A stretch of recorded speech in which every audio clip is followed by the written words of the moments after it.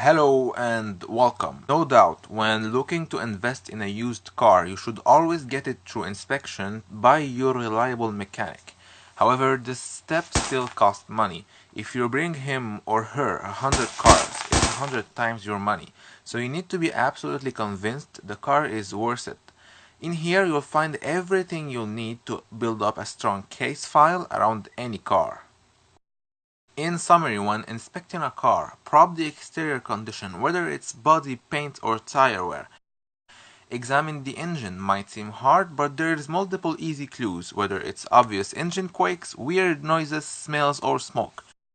The interior condition is probably the easiest part there because it's bad if it's usually mostly worn and dirty. Some clues may also reveal crash and repair cases. We'll explore them clues a little bit later. To wrap up, take it for a test drive. It's the only mean of communication for the car to express herself. And finally, check the mileage. It's the moment you're most familiar with the car. In the event the deal is too good to be true, the car may happen to be stolen and cloned. There may be ways we can figure it out. We'll look into these ways a little bit later. So, 6 steps easier than what they look like, and here's how we tackle them.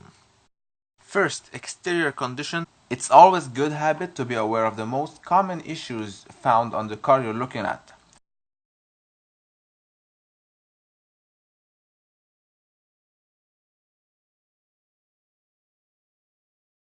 Okay, so let's start with paint job. You're looking for inconsistency in the paint job. Panels that seems to be lighter or stronger in color than the rest of the car. Usually you need the sun to be shining bright in order to reflect and for you to kind of see how the light plays on the paint. If a door or any panel has been repainted, you'll be able to notice a contrast with the rest of the car. It's almost impossible to match paint perfectly, not while trying to make money at the same time, especially when you take into consideration how the sun fades out the paint over time. Brand new paint in contrast with old body panels, there will be a difference. Next is body condition. As always, this should be the most obvious part. When you're walking around the car, look for any dings, broken parts, scratches, rust, inconsistent alignment in between the hood, panels, bumpers and doors. The gap on this side is bigger than the one on this side.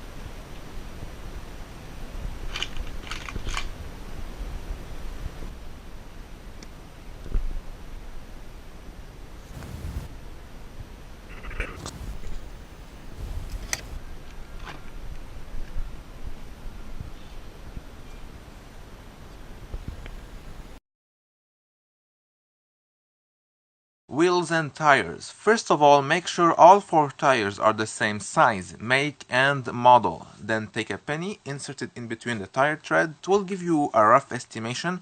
Finally, check the rims for scratches, pothole damage and faded paint.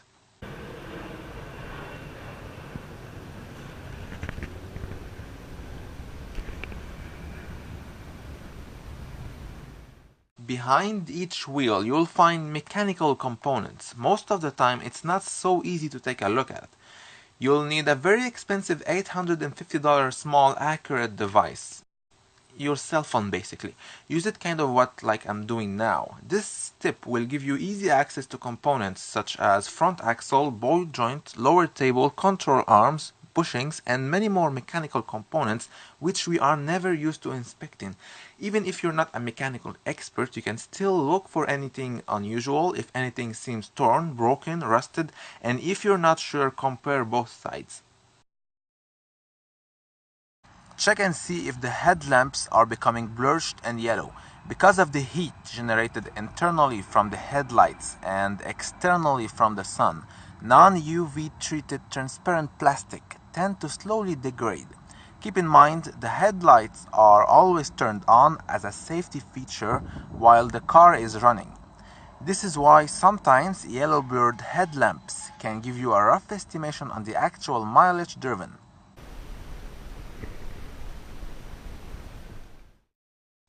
Windows and sunroof. At this stage of the investigation, you simply want to verify that all the windows are closed tight and properly. The sunroof can unalign after a crash, so inspect it as well. Now moving on to the engine. Here are most common issues about engine and component related to the engine.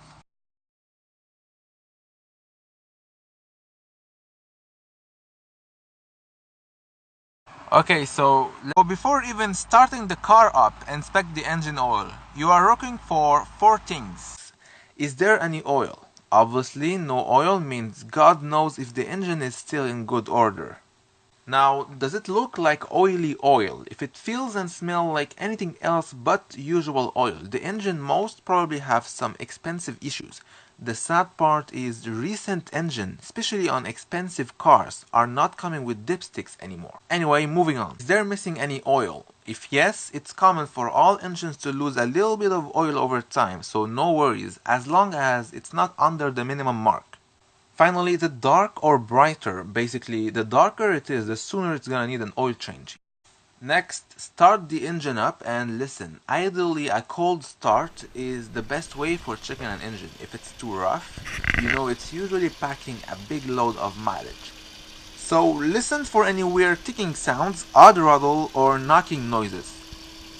Some disturbing, grinding, noisy knocking sounds, which should indicate engine failure, tend to go away when the engine is heated up or filled with additive oil meant to suppress troubling sounds.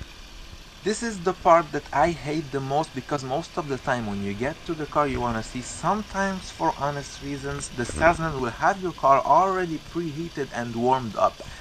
There is really not much you can do about it, except specifically ask for the car to be cold on arrival. While the engine is running, check for any oil leak under the engine bay, rear differential, and if it's a 4x4, also check under the transfer case, usually located underneath the car between the front seats. Sometimes you'll find literally oil leaking on the floor, but most typically you want to make sure that everything is dry and that there is no trace of leaked oil. Let's move on the exhaust. Ask someone to rev up the engine a little bit so you can check the colored gas coming out of the exhaust. Is there any oil as well? There is three main colors that could indicate engine failure: dark black, blue, or white gray. The usual color should not be noticeable in summer and very light gray in winter. Moving on, engine bay inspection. After letting the engine heat up, it is the perfect time to inspect the engine bay. So shut the car off, check and see if there is any weird smells, whether it's coolant fluid or burnt kind of smell. Look for any steam or smoke all around the engine bay. Since you are in the engine bay, it's the right time to look for rusted engine components. Usually when a car is not driven for a long time, mostly because it has been into an accident waiting to be repaired. Some parts, as well as engine parts, tend to be easily exposed to water and accumulate surface rust. Either way, look around for rusted engine part as well as rusted frame and engine bay panels. There is missing the cover, which is supposed to be over here. I don't think this is usual. There is scotch tape taping this hose.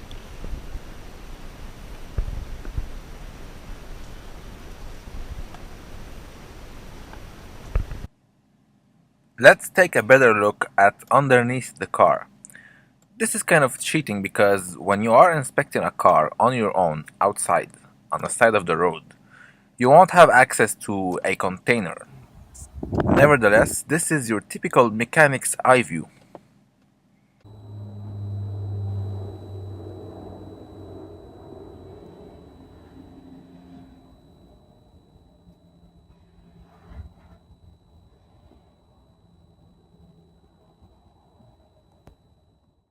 This car may also include adjustable airbag suspensions.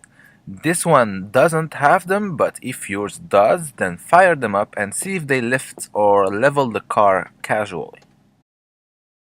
Moving on, interior condition. Here are most common issues related to interior as well as electrical components.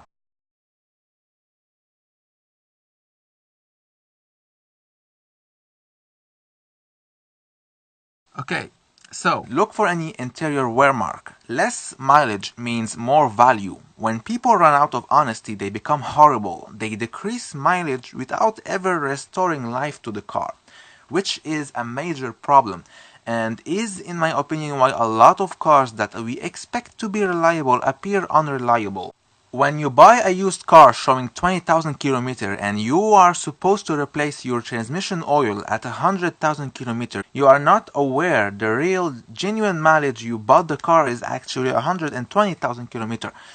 If it's not too late, you end up replacing your transmission oil when the car really hits 200,000 km thinking it's 100,000 km. And you know how we rate issues occurred based on mileage driven? Well, that doesn't mean anything if we keep manually rolling back the displayed mileage on the dashboard. Needless to say, we need to find clues all around that can justify the mileage. Look for any unusual wear and tear on the steering wheel, seats, and switches. Any unusual condition could be caused by excessive use, which should indicate a relatively high mileage.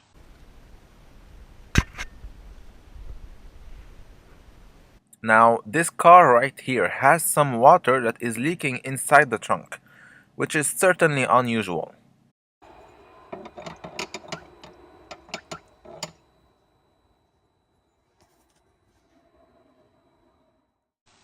We talked earlier about clues indicating a crash and repair case. It's mainly the seatbelt mixed with black mechanic kind of dirt. When a car gets into the hands of a cheap money-making mechanic, you'll most probably find mechanic dirt all around the interior. Granted, it doesn't mean the car was crashed. The car might simply be in for cheap maintenance. A crash and repair case is most usually given away by the seatbelts. See, seat belts are made in a specific way so they lock when the car gets into a crash, and they have to be replaced, but they are expensive parts to buy directly from the dealer because they usually come as a full kit because of safety measures, which makes it the perfect black market item, usually stolen parts. This is where it gets interesting. Parts on the black market aren't handled with all due care and attention. Once they have been removed from stolen cars, they are basically thrown away, waiting for customers. Meanwhile, those parts accumulate dirt, rust, and all kind of nasty stuff. The weird part is that nobody bothers cleaning them up. That is the best explanation I was able to come up with after witnessing numerous recent cars with seatbelts in terrible state. In this case, the seatbelts are crystal clean, all good.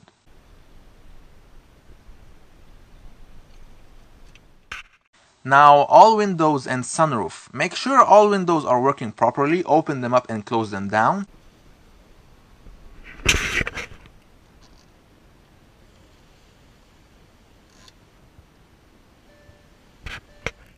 Don't forget to check if windshield wipers show any malfunction. You really don't want to find out the hard way in the middle of the highway when it's pouring rain. Now is the time to take it for a test drive. I would suggest to drive it in city roads until it heats up and then take it on the highway. Make sure the radio is turned off and ask the salesman to remain quiet so you can focus on the car. Now, while test driving this car, there's one thing I noticed is when you put this gear lever in D or plus minus, it's like the gearbox didn't know what to do. It's stuck in first gear all the time. But when you put it in the S mode, in S it shifts as usual, in D it doesn't. It sticks in first gear. What I found out was that it's a problem in the gear lever somewhere in there. After going through that smart chart thoroughly, you really should begin to have an idea on the actual mileage of the car, so check it out at the very end of your investigation. If the shown number makes you uncomfortable, walk away or try and get the best deal as fairly as possible. Also, don't forget to check and see if there is any cluster light indicating needed maintenance.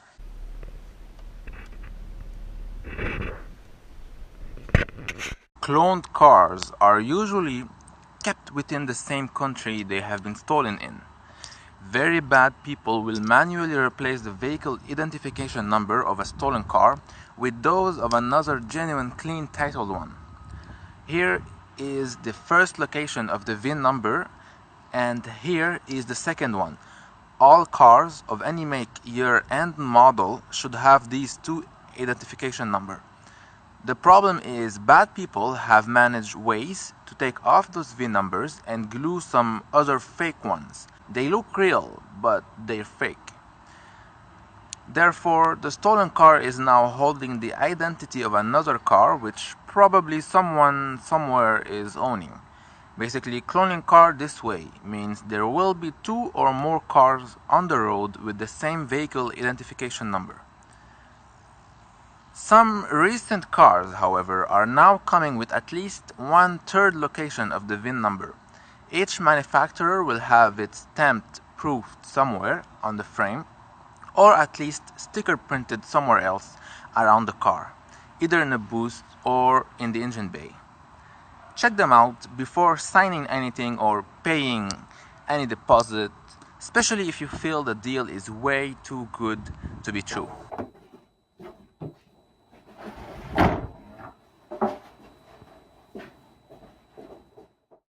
I'll thank you for watching, and if you find this helpful, please share it with your friends or anyone you know is looking to buy a used car. We really need to reach everyone all around the world. Yes, we do. Let's make sure no one ever gets scammed because they didn't know any better. And I hope you enjoyed.